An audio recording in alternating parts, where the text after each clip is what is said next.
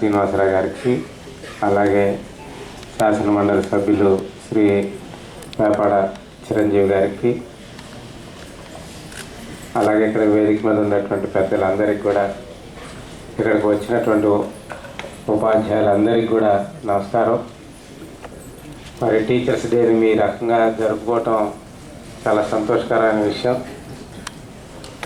ఇది ఇందులో ఇందాక సార్ చెప్పినట్టు, ఎక్స్బీసీ గారు చెప్పినట్లు, ప్రైవేట్ స్కూల్స్ అని గవర్నమెంట్ స్కూల్స్ అని కాకుండా అందరి పని ఒకటే, అందరు టీచర్స్ చేసేది ఒకటే పని. ఏంటంటే రేపటి తరాన్ని తయారు చేయటం అందరు చేసే పని అది. అలాంటప్పుడు అందరి బాధ్యత ఒకటే అవుతుంది.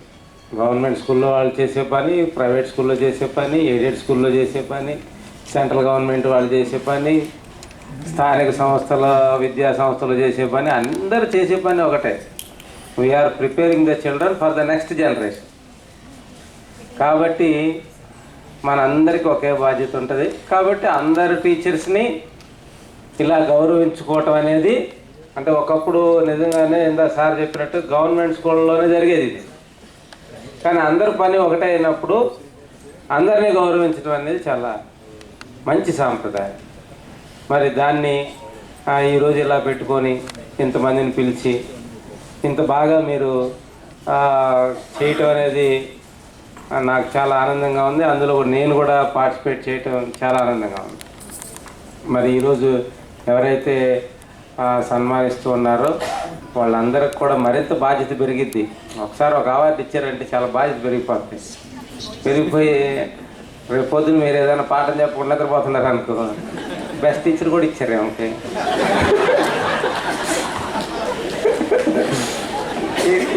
ఇది నిజంగా కొంచెం బాధ్యత పెరిగిద్దండి.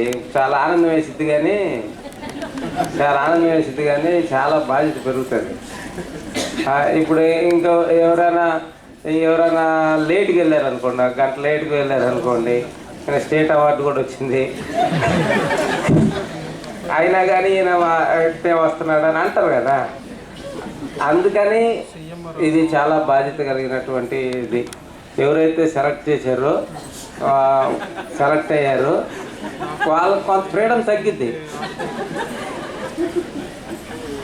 అయితే బాధ్యత కలిగిన వాళ్ళని మనం తయారు చేసుకుంటూ ఉంటుంటే ప్రతి సంవత్సరం కొంతమందిని ఒక 100 మందిని సన్మానం చేసుకున్నాం అనుకోండి, ఒక 100 మందిని బాగా బాధ్యత కలిగిన వాళ్ళు తయారు చేసుకో, వచ్చే సంవత్సరం ఇంకొక 100 మంది, అలా మనం మొత్తం స్కూల్ అంతా కవర్ అవ్వాలి కొన్నాళ్ళకి. అప్పుడు అందరూ కూడా బాధ్యతగా ఉంటారు. ఎందుకంటే ఈ మొత్తం స్కూల్ ఎడ్యుకేషన్ డిపార్ట్మెంట్లో రకరకాల మేనేజ్మెంట్ ఉండొచ్చు, కానీ అందరూ ఈ డిపార్ట్మెంట్ గురించి మీకు తెలియాలి. దాదాపు 50-60 డిపార్ట్మెంట్లు ఉంటాయి గవర్నమెంట్లో. కానీ ఈ డిపార్ట్మెంట్ యొక్క ప్రత్యేకత ఏంటంటే, school education department is the mother of all departments అండి. ఎందుకనంటే అన్ని డిపార్ట్మెంట్లకి అవసరమైన వాళ్ళని సప్లై చేసే డిపార్ట్మెంట్ మనది. ఎవరైనా ఏ డిపార్ట్మెంట్లోనైనా ఉద్యోగం పొందాలంటే వాళ్ళు ఫస్ట్ మన డిపార్ట్మెంట్లో పొందాలి, జాయిన్ అవ్వాలి. ఫస్ట్ మన దగ్గర జాయిన్ అయితేనే వేరే వాళ్ళు ఎవరైనా రాణిస్తారు. కాబట్టి మన డిపార్ట్మెంట్లో మనం ఏమి నేర్పుతామో, అంటే చక్కగా ఒక టీచర్ చక్కని ఇంగ్లీష్ నేర్పారనుకోండి, చక్కని డ్రాఫ్టింగ్ నేర్పారనుకోండి, రేపు పొద్దున అతను ఏ పంచాయతీరాజ్లోనో లేకపోతే రెవెన్యూలోనో ఒక మంచి ఫైల్ రాశాడు అనుకోండి, నీట్గా రాశాడు అనుకోండి, ఎక్సలెంట్గా రాశాడు అనుకోండి, అప్పుడు వాళ్ళ ఆఫీసర్ అంటారు, ఎక్కడ చదువుకున్నావు నువ్వు, బ్రహ్మాండంగా రాస్తున్నావు, వెరీ గుడ్ అయ్యా అంటారు. ఆ టీచర్ చాలా సంతోషపడతారు. రేపు పొద్దున్న సరిగ్గా రాయలేదు అనుకోండి, ఆ క్రెడిట్ కూడా మనకే వచ్చింది. అందుకని ఎక్కడ గౌరవం ఉంటుందో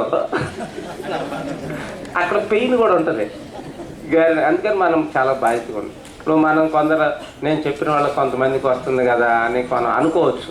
అంటే సాధారణ టీచర్స్కి ఏంటంటే వాళ్ళ దగ్గర చదువుకున్న వాళ్ళు వాళ్ళకన్నా గొప్పోళ్ళు అవ్వాలని కోరుకుంటారు. మంచి స్వార్థం అన్నమాట. వాళ్ళకన్నా గొప్పోళ్ళు అవ్వాలనుకో. దాంతో పిల్లలు ఎవరైనా ఏదైనా సాధించారనుకో, ఒకళ్ళు కలెక్టర్ అయ్యారనుకోండి, ఒకళ్ళు కలెక్టర్ అయితే ఎలిమెంటరీ స్కూల్ వాళ్ళు నా స్టూడెంట్ అంటారు, హై స్కూల్ వాళ్ళు నా స్టూడెంట్ అంటారు, కాలేజీ వాళ్ళు నా స్టూడెంట్ అంటారు, యూనివర్సిటీ వాళ్ళు నా స్టూడెంట్ అంటారు, అందరూ నా స్టూడెంట్ నా స్టూడెంట్ అంటారు. అందుకే విజయానికి తండ్రులు 10 మంది అంటారు, అపజయమే అనాథ. మీ దగ్గర అంటే కదా ఇతను చదువుకున్నాడు ఆటో తోలుతున్నాడు అన్నాం అనుకో, అప్పుడు నేను అప్పుడు చదువుకోమని చెప్పానండి, వాడే చదువుకోలేదు అంటే నోబడి క్లెయిమ్స్ ద క్రెడిట్. అవునా కదా, ఎవరు అపజయమే అనాథ అంటారు.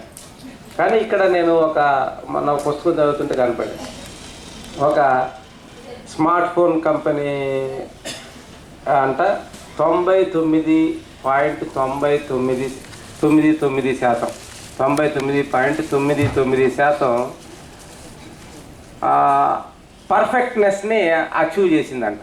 అంటే వాళ్ళు తయారు చేసిన 1,00,000 ఫోన్లలో 1,00,00,000 ఫోన్లలో 99.99% డిఫెక్ట్లెస్ అనమాట, ఇంకా డిఫెక్ట్ ఉండదు.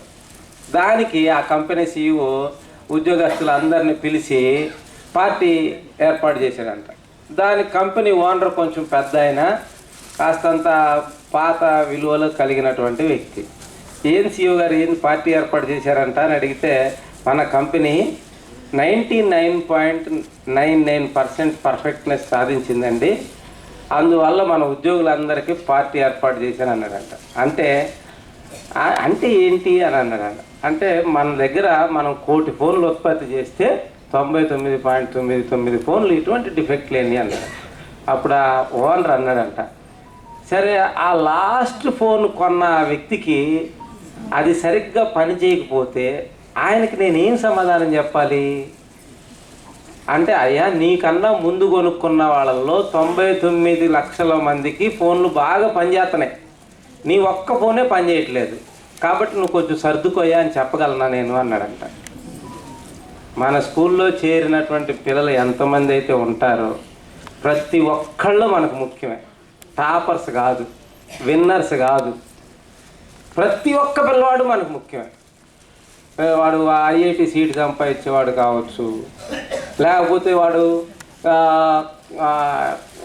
NMMS సీట్ సంపాదించేవాడు, లేదా ఇంకొక పెద్ద ర్యాంక్ సంపాదించేవాడు, నీట్లో సాధించేవాడు, JEEలో సాధించేవాడు కాదు. ప్రతి పిల్లవాడు మనకు ముఖ్యమే, లాస్ట్ ఉన్నటువంటి పిల్లవాడు కూడా ముఖ్యమే. ఆ తల్లిదండ్రులకు మనం ఏం చెబుతాం? కాబట్టి అందరి మీద శ్రద్ధ పెట్టాలి.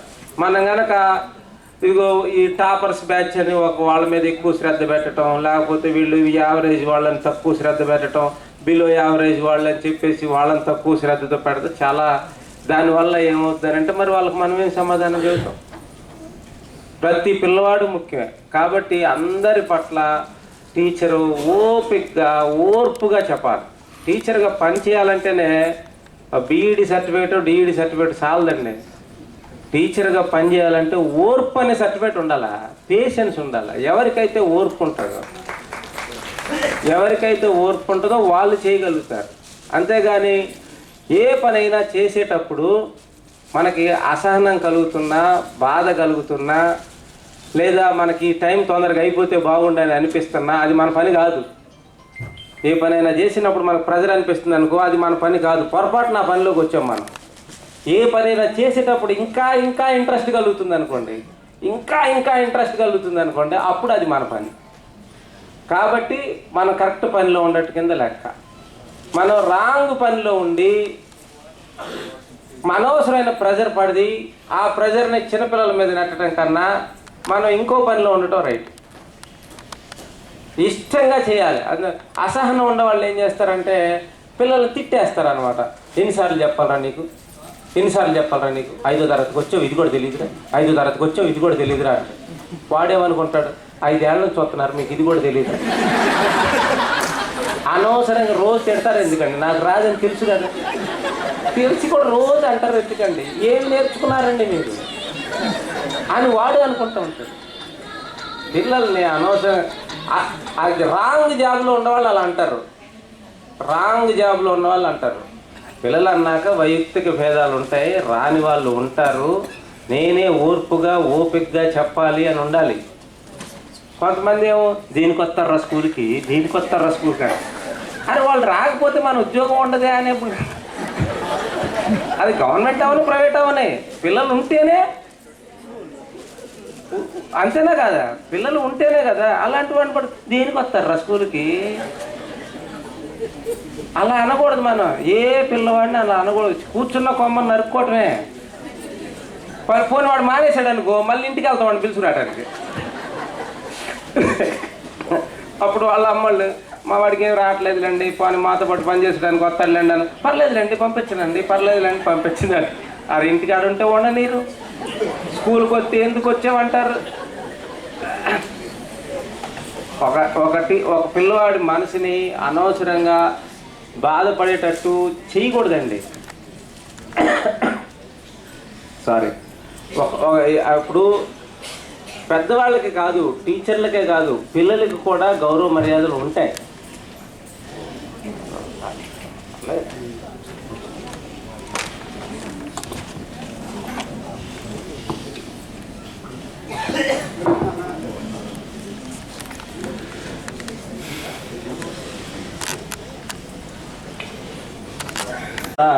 క్లాస్ రూమ్లో 10 మంది ముందు నీకు ఇది కూడా రాదా, లేకపోతే నువ్వు ఇది చేయలేకపోతున్నావు అలా అనకూడదు. వాళ్ళ నలుగురిలో వాళ్ళు బాధపడతారు. వాళ్ళకి జస్ట్ 7 years ఏజే ఉండొచ్చు, 6 years ఏజే ఉండవచ్చు. వాళ్ళ ఏజ్ వాళ్ళ మధ్యలో వాడికి ఒక ఇమేజ్ ఉంటుంది.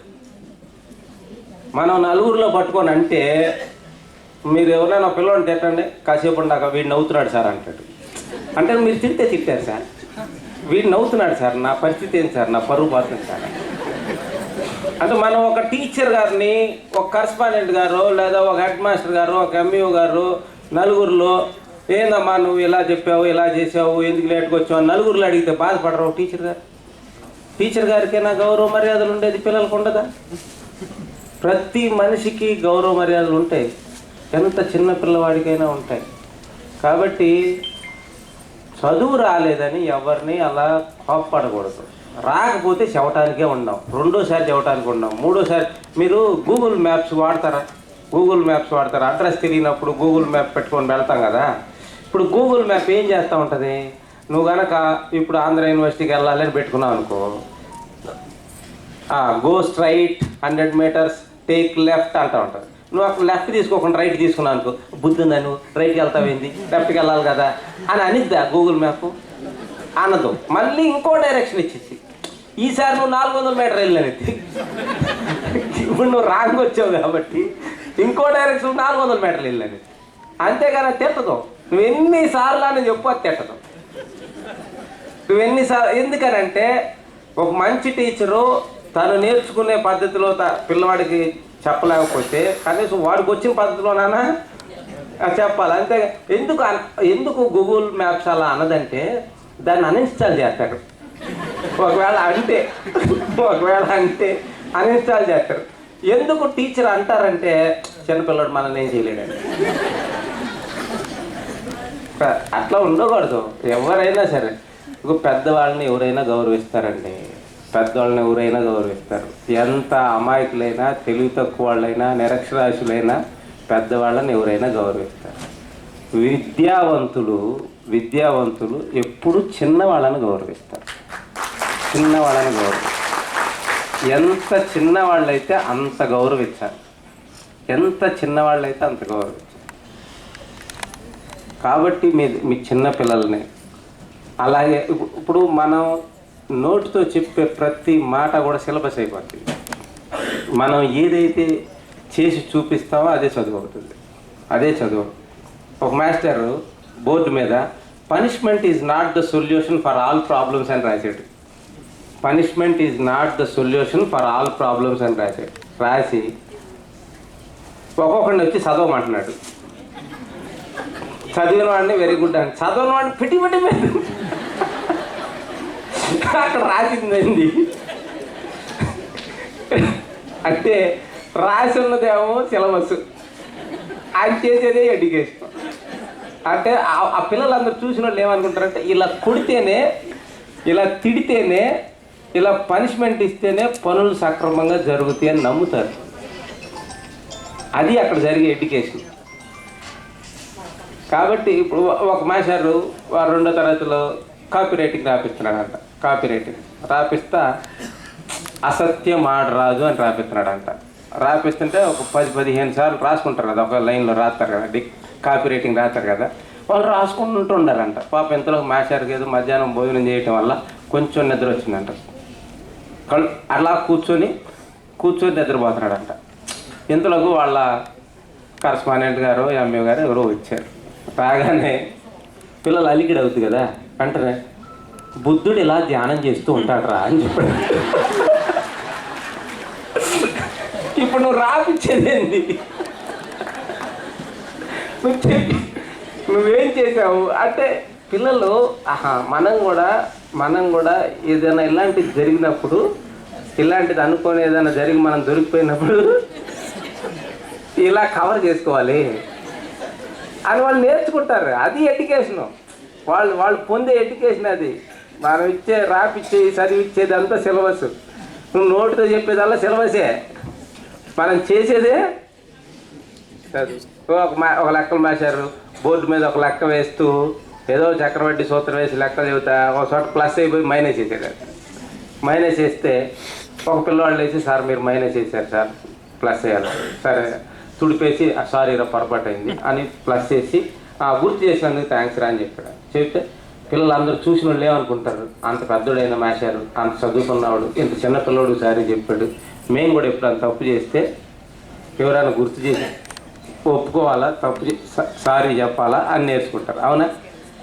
సరే, ఇలాంటి తప్పు ఇంకో చోట జరిగింది అనమాట. ఇంకో స్కూల్లో జరిగింది. మాస్టర్ ప్లస్ అయిపోయి మైనస్ చేశారు. ఓ పిల్లోడు చెప్పినప్పుడు మాస్టర్ ఇంత చిన్నపిల్లలు నేను సారీ చెప్పాలా, అయినా మనం ఎందుకు బెండ్ అయిపోవాలా అని చెప్పి, అసలు నేను ఎందుకు మైనస్ చేశాను తెలుసు అంటారా మీకు? మీరు సరిగ్గా గమనిస్తున్నారో లేదోనని చేశాను. ఒక్కడు గమనిస్తున్నాడు రా, అసలు మిగిలిన వాళ్ళు ఏం చేస్తున్నారా అంటే మనం అప్పుడు పిల్లలు ఏం గమనిస్తారు, మనం తప్పు చేసినా సరే దాన్ని ఎవరి మీదకు తోసేయాలి అని ఆలోచించాలి, కానీ మనం వెంటనే ఒప్పుకోకూడదు. మనం ఎవరు సార్ చెప్పాల్సిన అవసరం లేదు. అందుకని every word of a teacher is a weapon. Teacher చేసే ప్రతి పని, ప్రతి మాట ఒక ఆయుధం అన్న, ఒక ఆయుధంలాగా గుండెల్లో గుచ్చుకుంటుంది, మెదడులోకి వెళ్తుంది, హార్ట్లో చేరుతుంది. పిల్లలకి అది జీవితాంతం ఉంటుంది. 15 ఏళ్ల లోపే వ్యక్తిత్వాలలో 90% తయారవుతాయి. 15 ఏళ్ల లోపు నువ్వు ఎలా ఉండవు, ఆ తర్వాత మిగిలినటువంటి 70-80 ఏళ్ల జీవితం దాని మీద ఆధారపడి ఉంటుంది. అందుకే తరగతి గది దేశ భవిష్యత్తును నిర్ణయించింది అనేది. అందుకే టీచర్స్ని ఏమంటారంటే, చాలామందికి రైతులను ఏమంటారు తెలుసు, దేశానికి వెన్నెముక అంటారు, back bone of the nation అంటారు, కొన్ని ఫార్మర్స్ని. కానీ టీచర్స్ని జాతి నిర్మాతలు అంటారు, నేషన్ బిల్డర్స్ అంటారు. వీళ్ళే నిర్మిస్తారు రేపటి దేశాన్ని, రేపటి సమాజాన్ని వీళ్ళే నిర్మిస్తారు, ఎవరో నిర్మించారు. కాబట్టి మనం చాలా జాగ్రత్తగా మనకు చేయగలిగినంతలో ఎప్పటికప్పుడు అప్డేట్ అవుతూ కూడా ఉండాలి. యాక్చువల్గా ఈ సమయం చాలా మించిపోయింది. ఇప్పుడు నేను మరీ ఇట్లా ఉపన్యాసం ఇస్తూ ఉంటే పెద్దలు చాలామంది ఉన్నారు, కాబట్టి నేను ఇంతటితో ముగిస్తాను. ఇంకో సందర్భంలో ఎప్పుడైనా మాట్లాడుకుందాం. ధన్యవాదాలు.